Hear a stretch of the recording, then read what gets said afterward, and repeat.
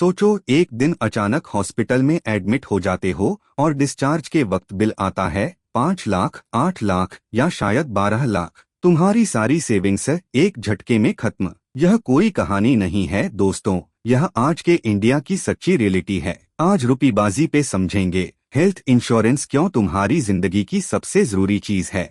हम सोचते हैं बीमारी तो बड़ों को होती है या फिर मुझे क्या होगा, लेकिन हॉस्पिटल के दरवाजे पे यह नहीं लिखा होता कि youngsters free, accident, dengue, appendix, कुछ भी कभी भी। और जब होता है तो सिर्फ बॉडी नहीं, बैंक अकाउंट भी टूट जाता है।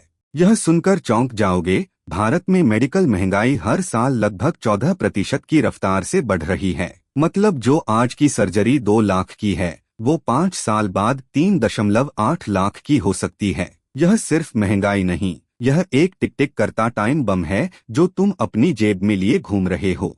अब समझते हैं हेल्थ इंश्योरेंस है क्या चीज। सीधा बोल दूं, यह एक एग्रीमेंट है तुम्हारे और एक इंश्योरेंस कंपनी के बीच। तुम हर महीने या साल में थोड़ा पैसा देते हो जिसे प्रीमियम कहते हैं, और वो कंपनी कमिटमेंट देती है कि हॉस्पिटल का बड़ा बिल उठाएगी। एक तरह का वित्तीय सुरक्षा जाल। काम कैसे करता है? बहुत सिंपल। तुम एक इंश्योरेंस कंपनी से पॉलिसी लेते हो और प्रीमियम भरते हो। बीमारी आती है, तुम हॉस्पिटल जाते हो, कंपनी डायरेक्टली हॉस्पिटल को पेमेंट करती है, इसे कैशलेस कहते हैं। या फिर तुम पहले भरो, बाद में कंपनी वापस देती है, रीइंबर्समेंट। बस इतना ही खेल है। 2 तरीके हैं क्लेम करने के, कैशलेस और रीइंबर्समेंट। कैशलेस में तुम नेटवर्क हॉस्पिटल जाते हो, कंपनी सीधा सेटल करती है, तुम्हें कुछ नहीं करना। प्रतिपूर्ति में तुम्हारे पास किसी भी अस्पताल जाने की आजादी है, पर पहले तुम्हें भुगतान करना पड़ता है, फिर दस्तावेज जमा करो, फिर पैसे आते हैं। दोनों का अपना उपयोग है। एक चौंकाने वाला तथ्य, भारत में 60% से ज्यादा अस्पताल के बिल आउट ऑफ पॉकेट भरे जाते हैं। मतलब लोग अपनी जेब से भरते हैं, कोई कवरेज नहीं। हर साल लगभग 6 करोड़ भारतीय सिर्फ मेडिकल बिलों की वजह से गरीबी की तरफ धकेले जाते हैं। यह नंबर तुम्हें डराना नहीं, जगाना चाहिए। जब तुम प्रीमियम भरते हो, वो पैसा कहाँ जाता है, यह समझना जरूरी है। इसका एक बड़ा हिस्सा हॉस्पिटल क्लेम्स के लिए रिजर्व होता है, कुछ एडमिनिस्ट्रेटिव कॉस्ट्स में जाता है, थोड़ा रीइंश्योरेंस में, और कंपनी का एक छोटा प्रॉफिट भी होता है। इसलिए बीमा कंपनी चैरिटी नहीं, एक बिजनेस है, पर एक उपयोगी बिजनेस। हेल्थ इंश्योरेंस के अंदर बेसिकली क्या क्या कवर होता है, यह तो जानना ही चाहिए। हॉस्पिटलाइजेशन के खर्चे, सर्जरी, आईसीयू चार्जेस, यह सब स्टैंडर्ड हैं। आजकल के प्लान्स में डे केयर प्रोसीजर्स भी आते हैं, मतलब वो ट्रीटमेंट्स जो सिर्फ एक दिन में हो जाती हैं। प्री और पोस्ट हॉस्पिटलाइजेशन के खर्चे भी काफी पॉलिसियों में मिलते हैं। अब वो चीजें जो कवर नहीं होती, यह जानना उतना ही जरूरी है, वरना क्लेम के वक्त धक्का लगेगा। पहले से मौजूद बीमारियां जैसे डायबिटीज या बीपी आमतौर पर एक वेटिंग पीरियड के बाद कवर होती हैं। कॉस्मेटिक सर्जरी कवर नहीं होती। गर्भावस्था के लिए आमतौर पर अलग कवरेज की जरूरत होती है, और खुद को पहुंचाई गई चोटें भी दायरे से बाहर हैं। वेटिंग पीरियड एक ऐसी चीज है जिसे लोग नजरअंदाज करते हैं और बाद में रोते हैं। जब तुम नई पॉलिसी लेते हो, पहले 30 दिनों में सिर्फ एक्सीडेंट कवर होता है, बीमारी नहीं। पहले से मौजूद बीमारियों के लिए 2 से 4 साल का इंतजार हो सकता है। इसलिए जितना जल्दी पॉलिसी लो, उतना जल्दी ये वेटिंग पीरियड्स खत्म होते हैं। Time is literally money. यहाँ अभी एक रियल कैलकुलेशन देखो जो दिमाग खोल देगा। सोचो तुम 25 साल के हो और एक सिंपल हेल्थ इंश्योरेंस का प्रीमियम है 8,000 रुपए साल का, यानी सिर्फ 667 रुपए महीने। अब अगर तुम्हारा एक हॉस्पिटल बिल आया 5 लाख का, तो सिर्फ 667 रुपए महीने में 5 लाख का प्रोटेक्शन मिल रहा था। यह इन्वेस्टमेंट नहीं, यह प्रोटेक्शन है।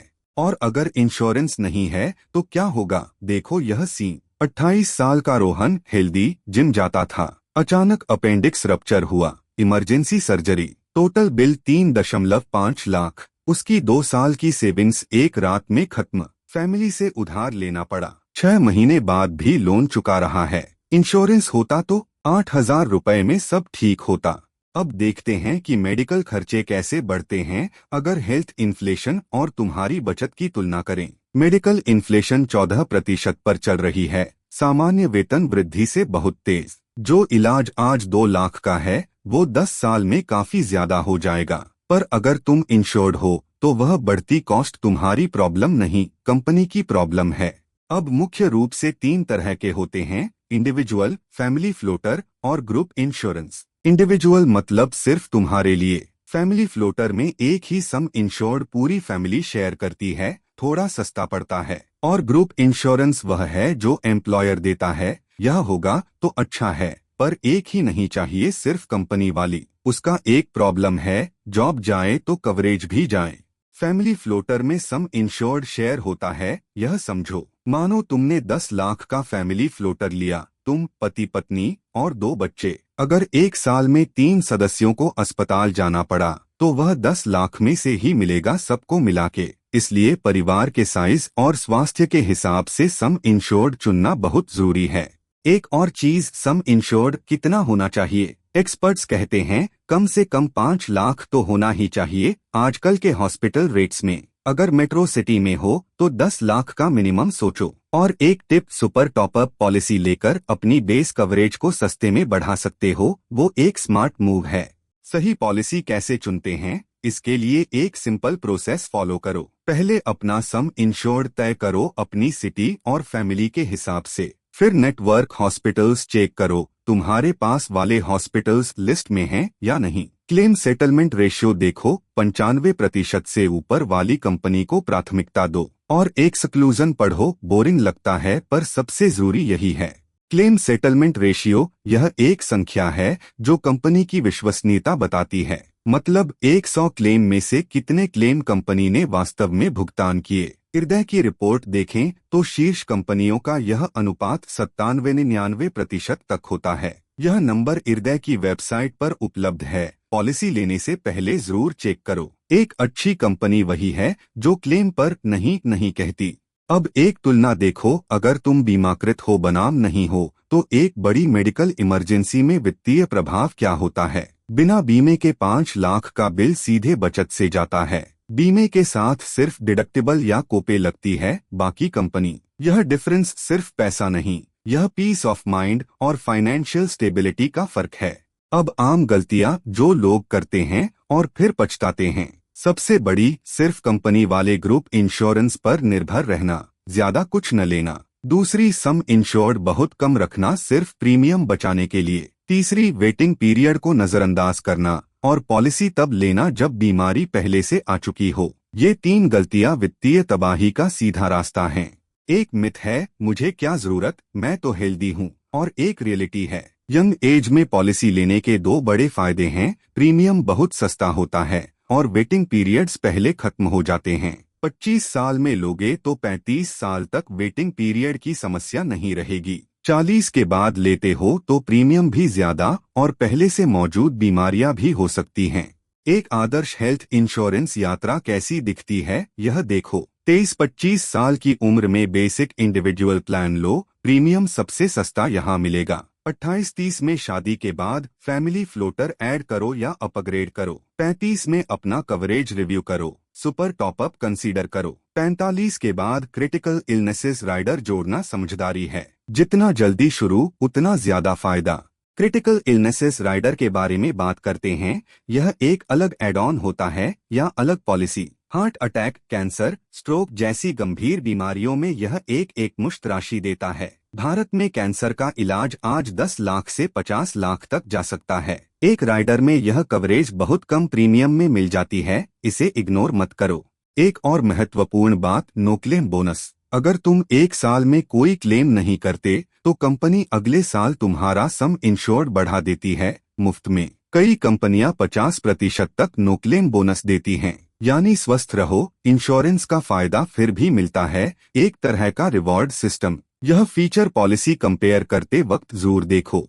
स्वास्थ्य बीमा प्रीमियम के ऊपर एक और फायदा है, कर लाभ। धारा 80D के तहत तुम प्रीमियम पर आयकर में छूट पा सकते हो। अपने लिए और परिवार के लिए 25,000 रुपए तक की कटौती मिलती है। अगर माता पिता को भी कवर करो तो 25,000 रुपए और कुल 50,000 तक का फायदा। यह तो सीधे पैसे बचाओ है।